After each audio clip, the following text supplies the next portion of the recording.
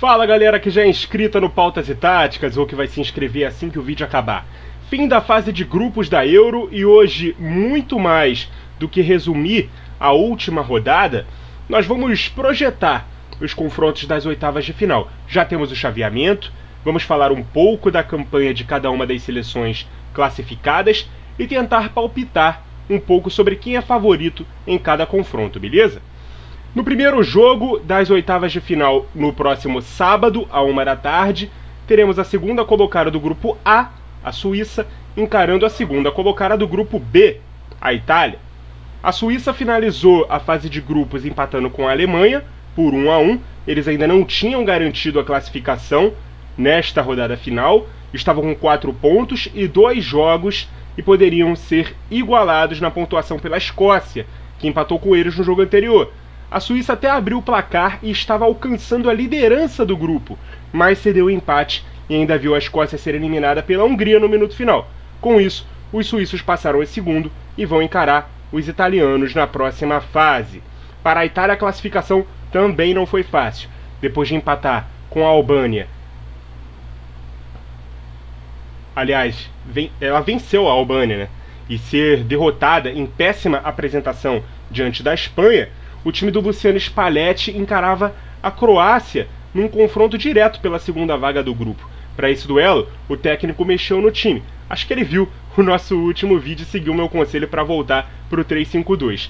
Fratesi, Chiesa e Scamacca deixaram o 11 para as entradas de Darmian na defesa, o que liberou Di Lorenzo a jogar como ala, e montou uma primeira linha com 5, além da dupla de ataque ter sido formada por Retegui e Raspadori, o que implicou na aproximação do Pellegrini e o Barella, que jogou na posição em que ele atua na Inter de Milão, no 3-1-4-2 que atacava e 5-3-2 que defendia.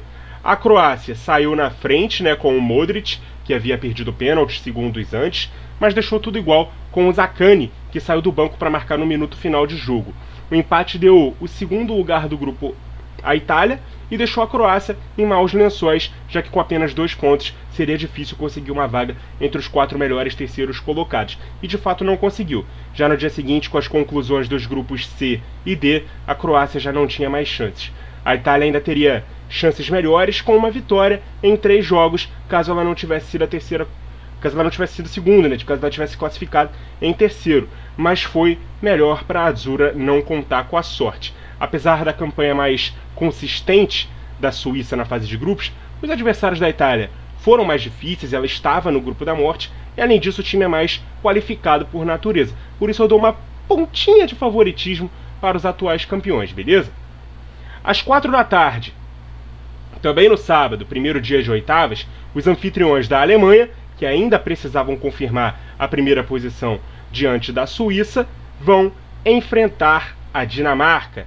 O time do Julian Nagelsmann repetiram a escalação e quase viram a primeira posição, correr pelos dedos diante da Suíça, mas o Niklas Füllkrug, nos últimos instantes, devolveu um dos donos de melhor futebol da primeira fase à primeira posição.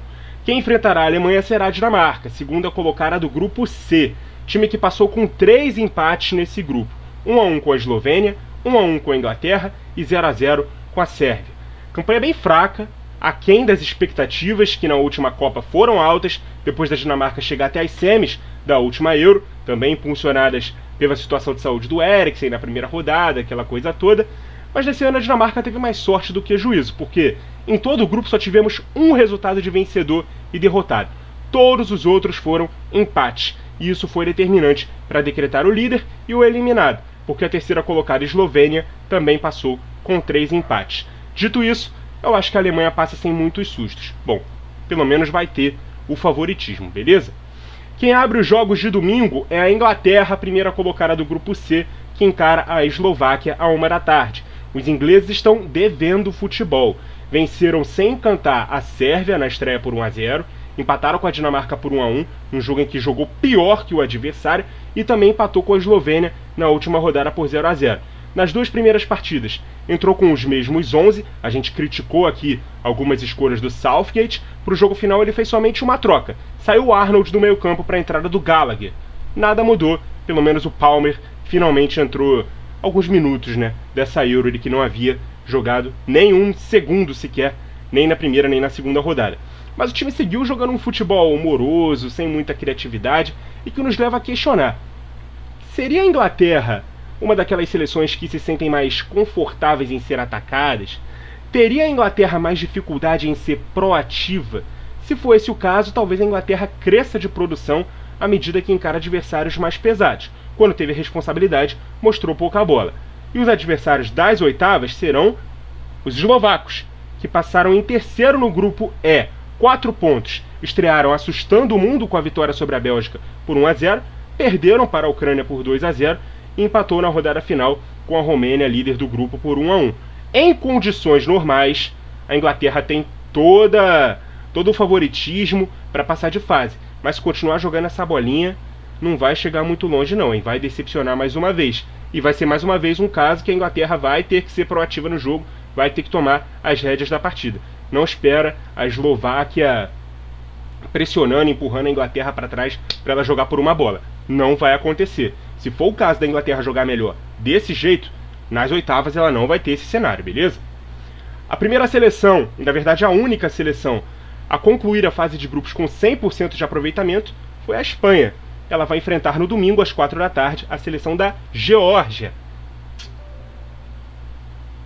Porra, apareceu alguma coisa aqui na tela que me atrapalhou, galera, mas vamos seguir em frente, Vamos lá.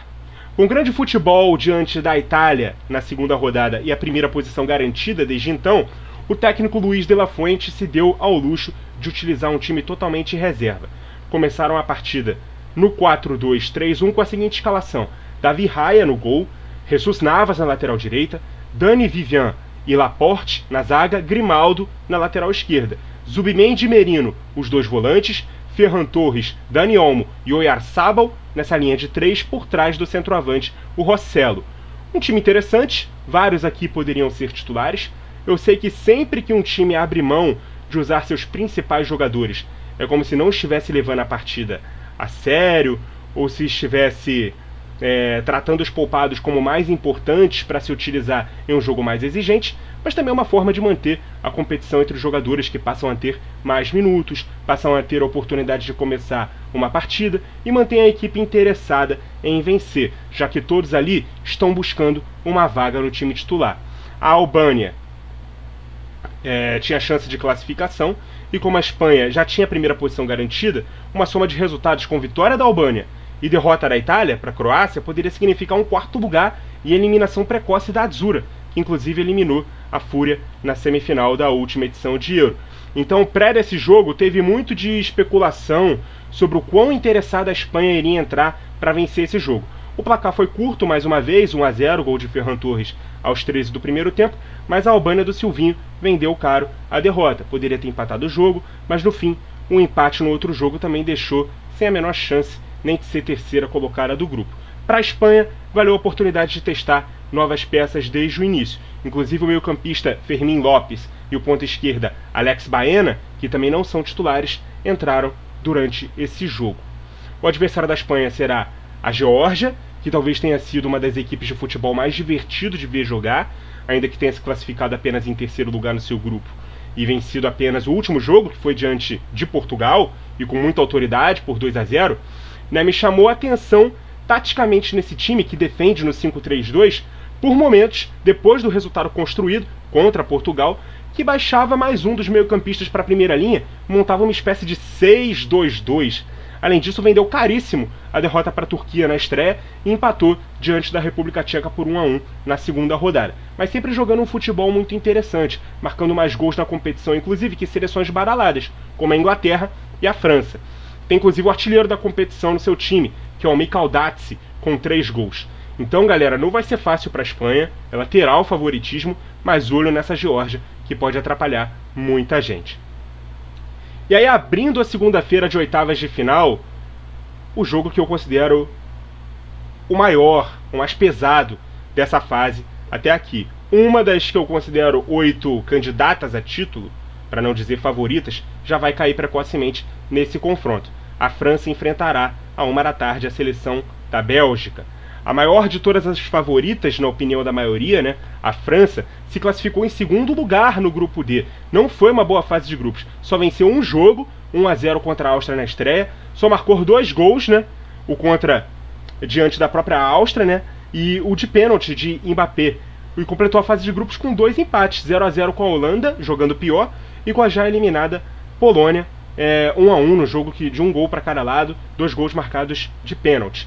Veio para o terceiro jogo com novidades, o Mbappé de volta ao time, jogando como um 9 móvel, caindo muito pelo lado esquerdo, tendo a companhia do Barcola na ponta e mais 3 volantes. Tchouaméni se manteve entre os 11, ele que tinha herdado a vaga do Mbappé no 11, e o Mbappé que tinha ficado de fora da segunda rodada devido à fratura no nariz sofrida na estreia, ao lado do Kanté pela direita e o Rabiot pela esquerda. Com isso, quem deixou o time depois de mais de 80 partidas como titular da França, desde 2016, ele não saía do time, foi o Antoine Griezmann.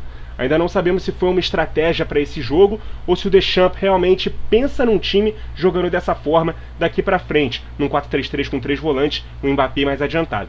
Fato é que a França deveu o futebol nessa primeira fase e por isso se classificou só na segunda posição. O adversário dos franceses serão os belgas, que passaram em segundo lugar no grupo E, e depois de perder na estreia para a Eslováquia e se recuperar na segunda rodada diante da Romênia, o time de De Bruyne, Lukaku, Trossard e companhia empatou com a Ucrânia na rodada final por 0-0, que foi a única seleção do grupo, inclusive, que não teve vaga no mata-mata. O curioso é que todos marcaram os mesmos 4 pontos nesse grupo, um resultado de cada, né, para cada um dos integrantes do grupo. A Bélgica acabou ficando em segundo lugar porque marcou 2 gols contra 4 da Romênia, que liderou a chave. O maior jogo das oitavas, na minha opinião, 2 das seleções mais fortes do torneio se enfrentando precocemente, 2 seleções que estão devendo no torneio, isso precisa ser dito.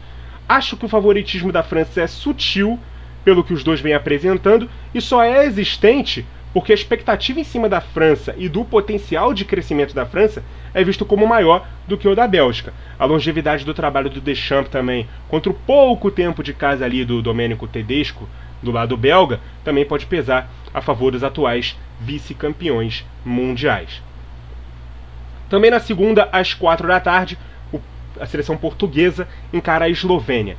Os lusitanos conseguiram confirmar a primeira posição do grupo F ainda na segunda rodada, depois de vencer a República Tcheca de virada na estreia com um gol no finalzinho, e conseguiu um tranquilo 3-0 contra a Turquia no segundo jogo. Do primeiro para o segundo jogo fez apenas um ajuste tático, né, saindo do 3-4-3 para um 4-3-3, com a saída do Dalot e a entrada do João Palhinha no time. Na terceira partida, contra a Geórgia, o elenco rodou, entraram em campo vários reservas. A escalação de Portugal para essa partida foi Diego Costa no gol, Antônio Silva, Danilo Pereira e Gonçalo Inácio na zaga, voltou o sistema com 3 zagueiros, Diogo Dalot na direita, João Palhinha e João Neves, os 2 volantes, Pedro Neto na esquerda, Francisco Conceição e João Félix por trás do Cristiano Ronaldo. Ou seja, todo mundo foi poupado, exceção feita ao goleiro, os 2 jogadores que revezaram a titularidade nos 2 primeiros jogos, Dalot e João Palhinha, e o homem que ainda buscava seu primeiro gol na competição, o Cristiano Ronaldo. O gol não veio, a vitória também não, Geórgia venceu por 2-0, mas nada que mudasse o panorama do grupo para Portugal e sua primeira posição no grupo. Fato é que pouco pode se aproveitar desse jogo com reservas de Portugal. Então, o adversário de Portugal será a Eslovênia, né, do goleiro Oblak, do Atlético de Madrid, terceira colocada do grupo da Inglaterra, que passou de fase com 3 empates, 1-1 com a Dinamarca, 1-1 com a Sérvia e 0-0 na rodada final com a Inglaterra. Portugal tem amplo favoritismo nesse confronto, ao meu ver, se jogar o que sabe, também se o técnico não inventar moda e tentar mexer no time fazendo loucuras táticas como foi no primeiro jogo e quase viu a vitória ficar pelos dedos, né? Na rodada de estreia. Acabou vindo ali no apagar das luzes com jogadas feitas ali por jogadores reservas. Abrindo a terça das oitavas de final, à 1 da tarde, teremos a líder do grupo D, Romênia, encarando a Holanda. Os romenos conseguiram uma liderança inesperada e louca no grupo que tinha Bélgica, Eslováquia e Ucrânia. Todo mundo marcou 4 pontos nesse grupo, vencendo, perdendo e empatando cada um jogo. A liderança da equipe romena veio no critério dos gols marcados, né? 4 contra 2 dos belgas e 3 dos eslovacos, sendo que ela tinha também a vantagem em cima da Eslováquia por ter vencido o confronto direto. Já a Holanda venceu na estreia a Polônia de virada por 2-1 empatou com a França, merecendo vencer, diga-se de passagem, o segundo jogo por 0-0, e perdeu num jogaço, né, na rodada final de 2 viradas diante da surpreendente Áustria, e acabou ficando com a terceira posição. Mas eu diria até que deu sorte por enfrentar a Romênia na próxima fase, porque quem passou em primeiro aqui foi a Romênia, quem passou em terceiro foi a Holanda. Em tese, o líder sempre tem um favoritismo sobre um segundo ou até terceiro colocado, como é o caso. Mas a camisa pesada e o time mais técnico aqui é da Holanda. Então é isso. Para mim, a Holanda deve passar sem muito drama para as quartas de final. Até porque a Romênia não mostrou um grande futebol durante essa Euro não, beleza? Passou em primeiro ali muito no detalhe. E aí, fechando essa fase de oitavas de final na terça-feira, 4 da tarde, a grande surpresa da fase de grupos, Áustria enfrenta a Turquia. Para quem acompanhou os vídeos, né, do Rafael Oliveira, que para mim é o melhor comentarista da atualidade, e o que mais conhece essas seleções alternativas, digamos assim, viu que ele apostava muito numa grande campanha do time do Ralf Rangnick. Mas acho que ele nem mais otimista dos torcedores austríacos apostariam numa liderança de grupo que tinha França e Holanda. Foram 6 pontos, estreou perdendo, mas vendendo muito caro o resultado para a França por 1-0 com gol contra, depois 2 vitórias, um imponente 3-1 diante da Polônia e um jogaço de 2 viradas, né? 3-2 frente à Holanda na última rodada, e a liderança deu de presente para a Áustria a oportunidade de enfrentar a Turquia. Segunda colocada do grupo F, estreou vencendo a Geórgia também num jogo maluco ali, decidido nos minutos finais, com direito a Geórgia colocando o goleiro na área para tentar empatar o jogo, mas no contra-ataque a Turquia foi lá e meteu o terceiro gol, né? 3-1 nessa partida.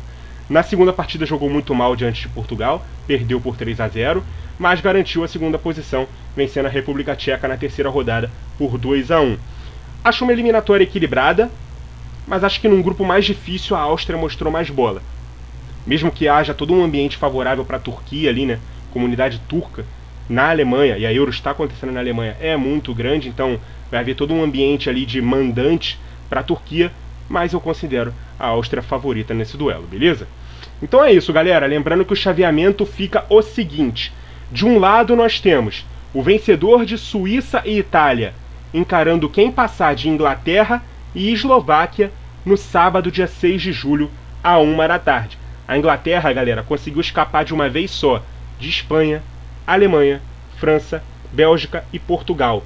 Só enfrentaria uma dessas 5 numa eventual final, mas pode reeditar a última final já na próxima fase caso encare a Itália. E é claro, se as duas se classificarem.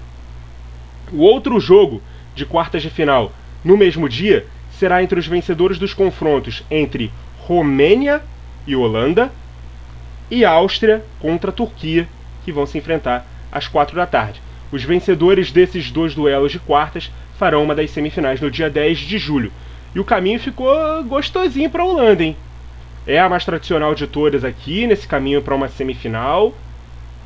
Tem a Áustria, né, numa eventual quartas de final, caso o favoritismo das duas se concretize. A Áustria venceu a Holanda na fase de grupos, é verdade, mas o mata-mata é a fase que separa os homens dos meninos. Eu acho que a Holanda, mesmo tendo perdido esse confronto que já aconteceu e seria repetido nessa Euro, teria o favoritismo, beleza?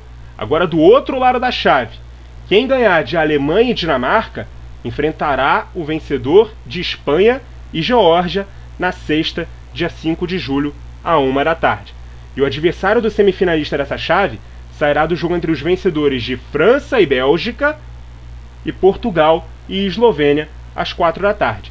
Esse lado aqui, se todas as favoritas se classificarem, fica mais difícil de prever alguma coisa. Mas podemos ter 2 jogaços de quartas. Alemanha e Espanha, que é o esperado aqui por todos, que as duas consigam se classificar, mas olho nessa Geórgia, repito mais uma vez, e França ou Bélgica, esse aqui o mais imprevisível dos confrontos de oitavas, contra Portugal, se ela também fizer a lição de casa.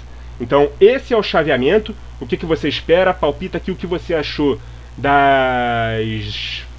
dos jogos da primeira fase e o que você acha que vai acontecer a partir de agora no mata-mata nas oitavas de final. Você está gostando da Euro? Você projeta uma grande fase de mata-mata? Quem você acha que está jogando mais bola? E qual das favoritas está devendo mais futebol? Muito obrigado a você que acompanhou o vídeo até aqui. Continue ligado no Pautas e Táticas. E até a próxima!